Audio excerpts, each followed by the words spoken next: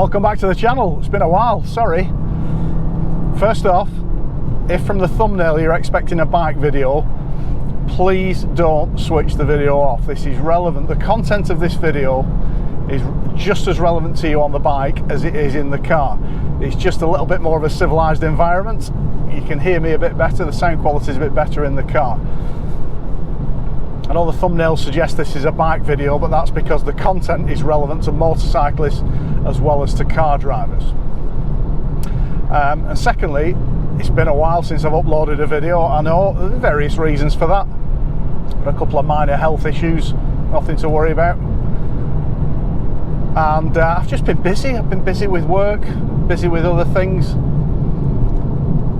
busy with driver and rider coaching when I'm not at work. And that's where the content of this video came from. I was out doing some coaching with a driver a few months ago, and I had a little moment, a little revelation moment that suggested that perhaps those of us that teach this stuff, when we're teaching limit points, we don't quite teach it right. I'm not saying we don't teach it right. What I'm suggesting is we're missing a bit. And I'm going to explain that bit that's missing to you, and then let me know what you think. So I know I've covered limit points in several other videos, and before you watch this one, if you're not sure what a limit point is or what limit point assessment is, please watch one of the videos that I've linked in the description below, and I'll put one of those things up here as well that takes you to a couple of videos that I've made that look at limit points in detail. Very briefly, the limit point is an extremely valuable piece of information that you can use to help you assess how tight or how open a corner is on approach. So one of the biggest causes of single vehicle accidents on roads like this, rural roads with national speed limits, is drivers and riders carrying too much speed into a corner, losing control and going off the road. So if there was only some way of telling how tight a corner was before you got there, that would prevent most of those accidents from happening. And there is. It's the limit point. Some people call it the vanishing point. I'm going to stick with limit point. That's what I was told. The limit point's the furthest point you can see on approach to a corner. And the overriding safety rule is you've got to be able to stop in the distance you can see to be clear. And that's the distance between you and the limit point. And that's how we judge whether our speed is correct on the way into a corner. I'm going to talk you through the bit I think we're missing. Those of us that teach this stuff, we're missing a bit. I'm going to talk you through that, and then I'm going to introduce you to the principles of positive and negative limit points. That's not something you'll have heard of before. That's something I've come up with.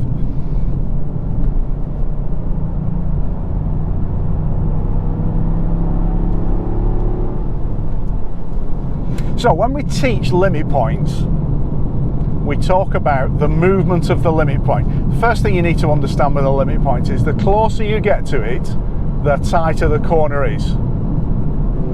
And we say this to people, you know, the closer you get to that limit point, the tighter the corner is. So the first question that forms in people's minds when they're first learning about limit points is, how much do I need to slow down for this corner? How much do I need to slow down for every corner that I'm approaching? If we're applying the system of car control, you know, the limit point is part of the information phase, it's part of the information available to us. There's other bits of information. If you look here, we've got a sign for double bends, we've got a series of bends, we've got a sign warning us that the advisory maximum speed is 40 miles an hour. That usually means that the corners are a bit tighter than the rest of the ones that we've been going around.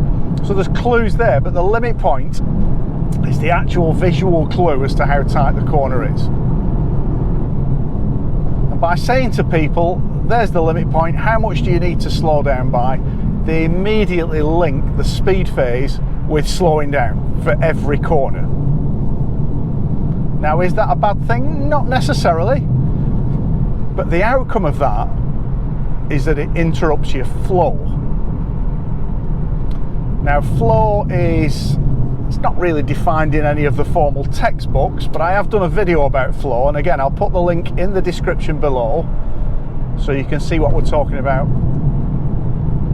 when we make reference to flow. But flow really is just the way that the car flows along the road.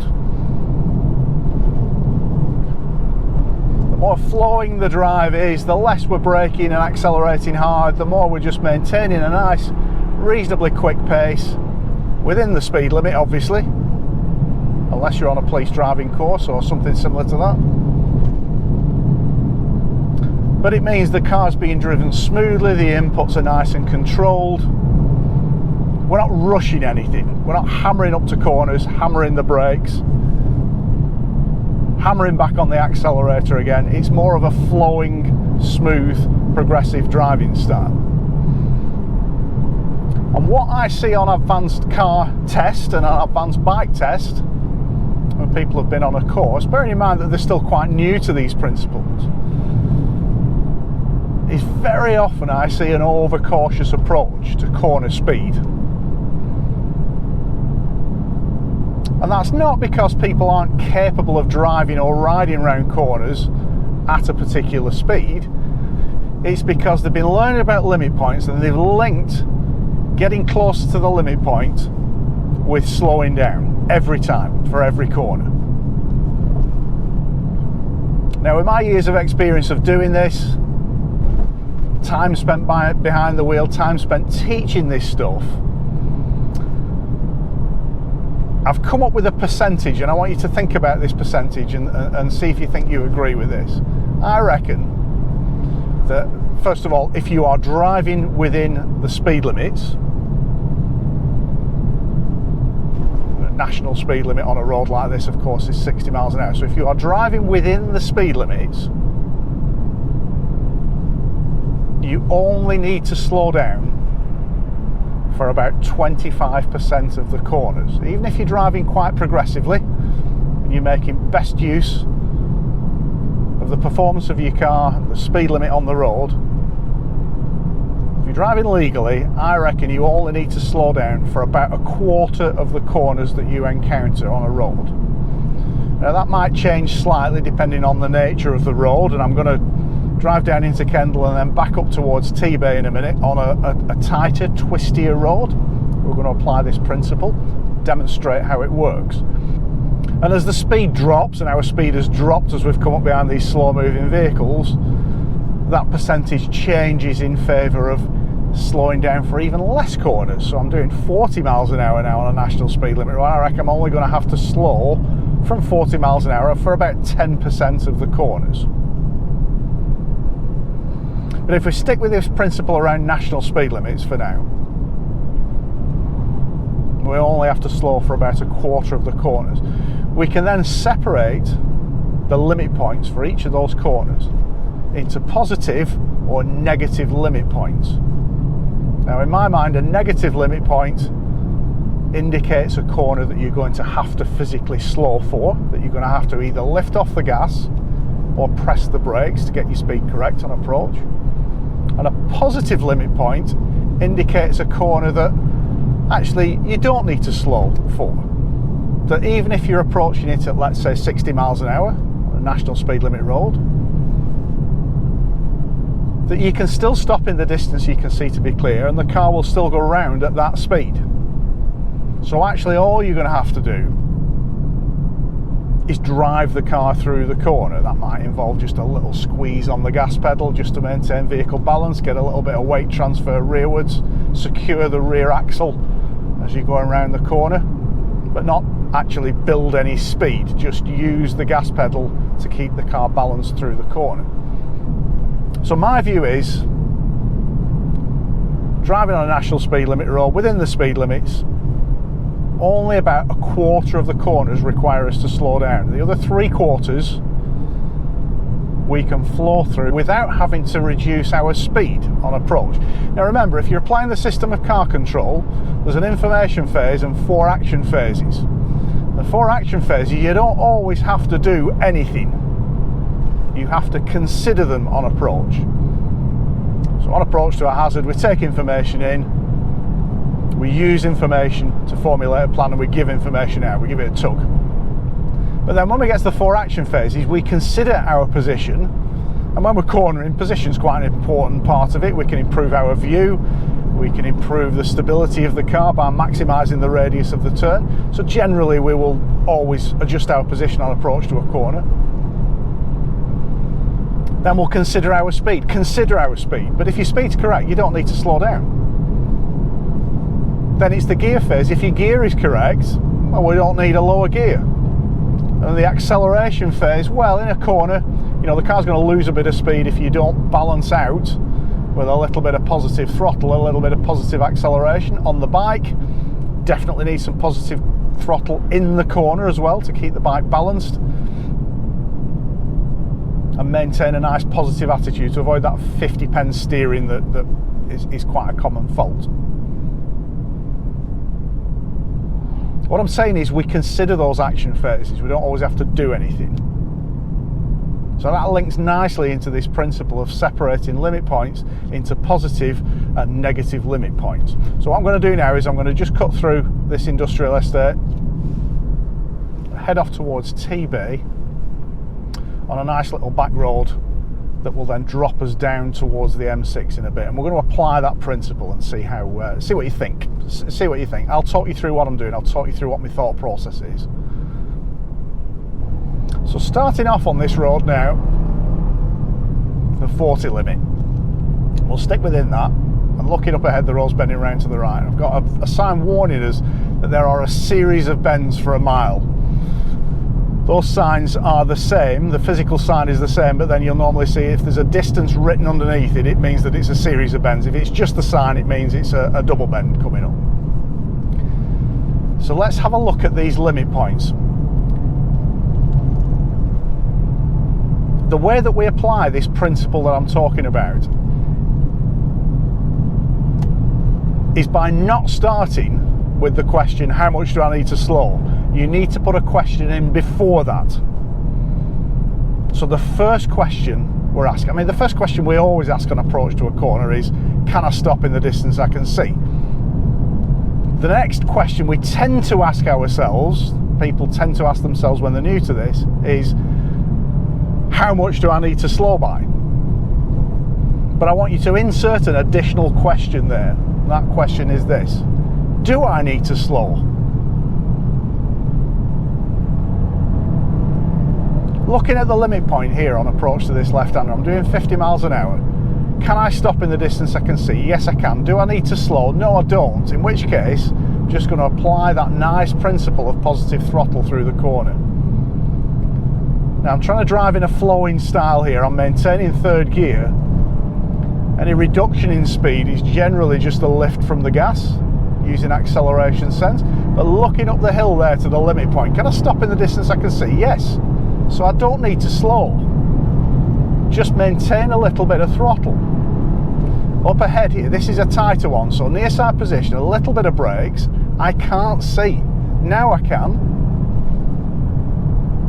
So the question is, can I stop? Do I need to slow? In which case, how much by? Still maintaining third gear, straddling that debris in the road there, positioning near side here, but I can easily stop at the distance I can see here. Don't need to slow for this right-hander, don't need to slow for this left-hander. So let's start using the term positive and negative now. Into the near side here, a little bit of negative limit point there because I can't see. Now we can. Eyes to the top of the hill. We've got slow written on the road. I'm in third gear and a warning sign for a left-hander and a chevron board. So I'm up to the centre line. The limit point is a negative one, so I'm lifting off the gas. Didn't require brakes, just needed a lift off the gas. Now we're straightening this right-hander here and looking up to the right-hander in the distance. Still maintaining third gear, into the near side, little bit of brakes because it's a negative limit point. Now we're on the gas again, balancing the car. Up ahead, advisory speed limit for this left-hander. So again, this is a negative limit point. I'm on the brakes, slowing down, off the brakes now, balancing the car on the throttle in third gear. So a little series of tight corners that I would consider to be negative limit points, but now the road's opening up a little bit, and each of these limit points up ahead is a positive one. I can see a warning sign for a bend to the right up ahead here. So I'm keeping a position into the near side, but I'm not slowing. And again, we've got a warning sign that's slow on the road, deflection arrows. I'm keeping a position to the near side, but actually I'm not having to slow for this corner. I can stop in the distance I can see. There I'm slowing, a little bit of brakes there and a little bit more there, because that's a negative limit point. And then back on the gas to balance the car. So even on this tighter, twistier road, I'm sort of feeling that 25% ratio is about right. Most of these corners that I'm flowing through here do not require me to slow down. Even this one, staying into the near side on the gas, my speed is okay. I'm going to roll off the gas on approach to this crest in the road, but that's because it's a crest in the road. I need to still be able to stop in the distance I can see to be clear. Slowing the road, looking through the bend. Got a nice extended view here. There's a series of corners here, all of which include a positive limit point. I'm going to take this off, take some off this one here. Just maintain a little bit of throttle for vehicle balance. And a little bit more throttle here just to compensate for the uphill.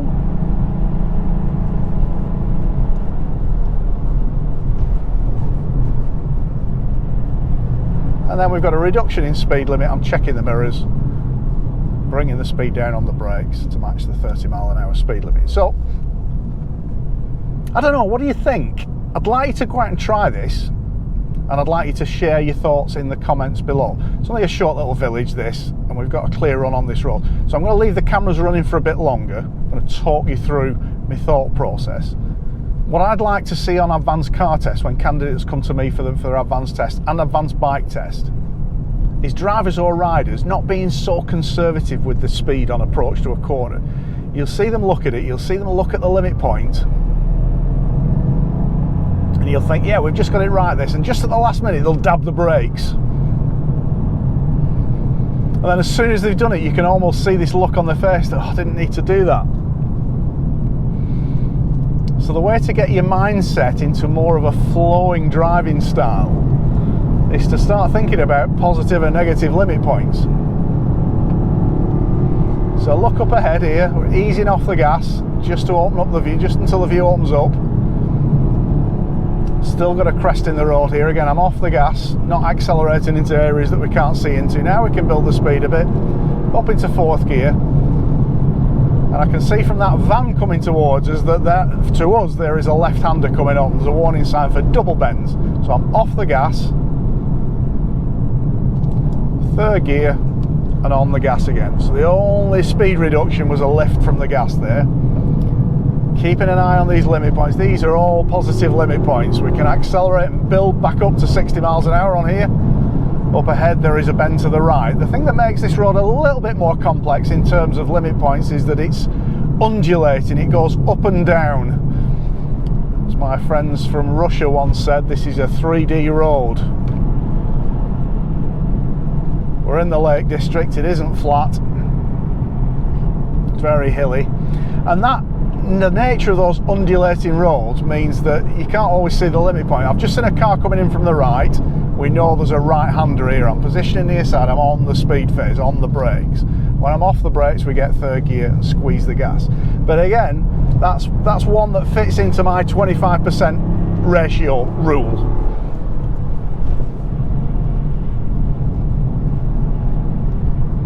Now, there is a caveat with this. If, for example, you are on a police driving course and you've got an exemption from speed limits, or you are someone who chooses to go over the speed limit at times, and that's a matter for you, as long as you know what the risks are.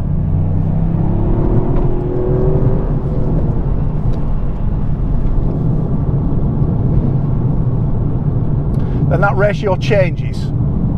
Now this is common sense if you think about it. The faster you're going, the more corners you're going to encounter that you need to slow down. So you're on a police driving course on some national speed limit roads, you'll be well into three figures. And remember, whatever distance it takes you to stop from 60 miles an hour, if you're doing 120 miles an hour, it's 4 times the distance it takes you to stop from 60 miles an hour. So that exponential rise in your braking distance compared with your speed is always going to change that ratio. So I reckon if you're driving outside of the national speed limits,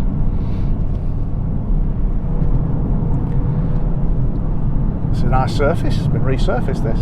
Yeah, if you're driving outside of those national speed limits, that ratio will bob down to 50-50, maybe even a little bit more in favour of slowing down for more than 50% of the corners that you approach. But it's a long time since I was in the police, a long time since I was involved in specific police driver training. The civilian advanced driver training, we haven't got that exemption from speed limits. So I'm gonna stick to my guns over that 25% rule. Look at all these corners on this downhill run here. I haven't had to slow for any of these corners yet. The limit points are all positive limit points on this section of road. I reckon all of this, almost until we get to T-Bay Village, I reckon every corner on this road is a positive limit point. There might be one I can think of, a left-hander, might require us to lift off the gas a little bit. But at the moment I'm easily maintaining 60 miles an hour along this road. It flows really nicely. It's because this road was restructured when the M6 was built. You can see on the left here where they've put a cutting in for the M6. This road used to be much tighter and twistier, but it's got a more modern structure with super elevation on it now. You look through this corner here and look at the limit point. I'm doing 60 miles an hour on approach. I can easily just turn the car in, squeeze the gas, maintain 60 miles an hour. Nice bit of vehicle balance through there. Very positive limit points on this road. Up ahead, you can see from the fence line that this is a very open left-hander. Keeping a position near the centre line just to extend the view around the corner.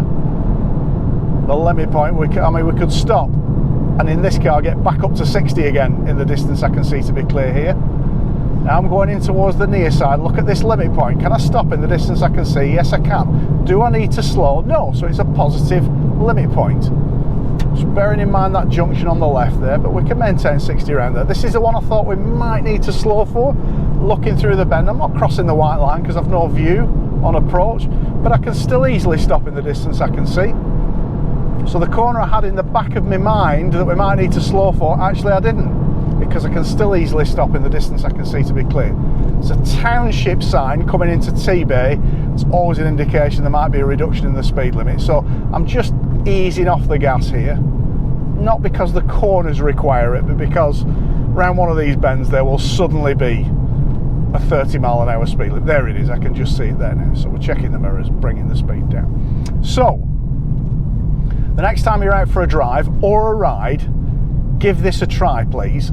Let me know what you think. Start looking at limit points, and instead of asking yourself, how much do I need to slow down for this corner, start by asking yourself, do I need to slow down?